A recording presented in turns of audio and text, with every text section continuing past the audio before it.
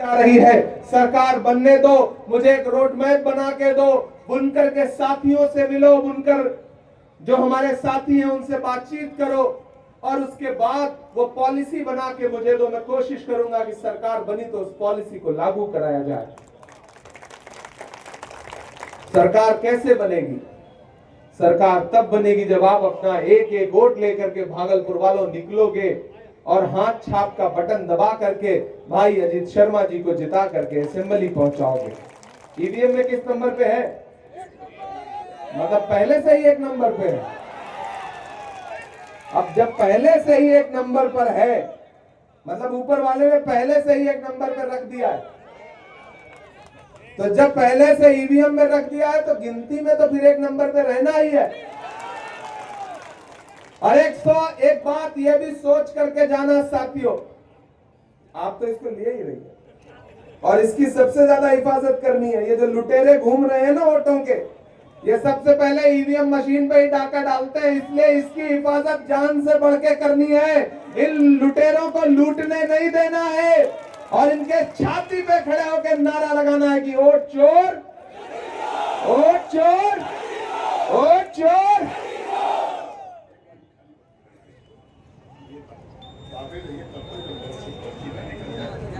देखिए अजीत शर्मा जी कह रहे हैं लोगों को ये समझा दीजिए कि पहले बटनिया जब दाबे ना और ललकई लाइट जले तो आवाज करेगी चू से, तो तब तक दबाए रहिए जब बगल में एक बॉक्स रखा रहेगा उसमें पर्ची ना निकल जाए। हालांकि हमको पता है आप समझदार लोग हैं, आपको पता है कहां से पर्ची निकालना है और कहां से आवाज निकालना है। आप बहुत समझदार लोग हैं, मुझको ये बात पता है। तो आपसे ये गुजारिश कर रहा हूं साथियों, हम मिश्रा भी पढ़ देंगे भाई, छोड़िए, हम कहां भागे जा रहे हैं। आज दिन में 8 सभाएं लगी हुई है। मैं पिछले 16 दिन से पूरे बिहार में चुनाव प्रचार कर रहा हूं गठबंधन के साथियों के लिए, कांग्रेस के साथियों के लिए, और आपसे ये अपील कर रहा हूं कि छोटी छोटी नाराजगी हो, छोटी छोटी शिकायत हो, कोई शिकवा हो तो सब किनारे रख देना, क्योंकि जब मकसद बड़ा हो तो छोटी छोटी चीजें नजरअंदाज करनी पड़ती हैं। फुटबॉल के मैच में हर आदमी गोल नहीं करता है, पास देना पड़ता है, गोल कोई एक आदमी ही करता है। अजीत शर्मा जी को मौका दिया है पार्टी ने। और एक बात याद रखना साथियों, सारी चीजें एक तरफ, बस एक बात जहन में रहे कि जब मुल्क में नफरतें उफान पर थी, हमारा लिबास देख करके, हमारा चेहरा देख करके नफरत वाली ताकतों ने वो माहौल बना दिया था कि कौन से चौराहे पे कौन सी भीड़ क्या नफरत का काम कर दे कुछ पता नहीं।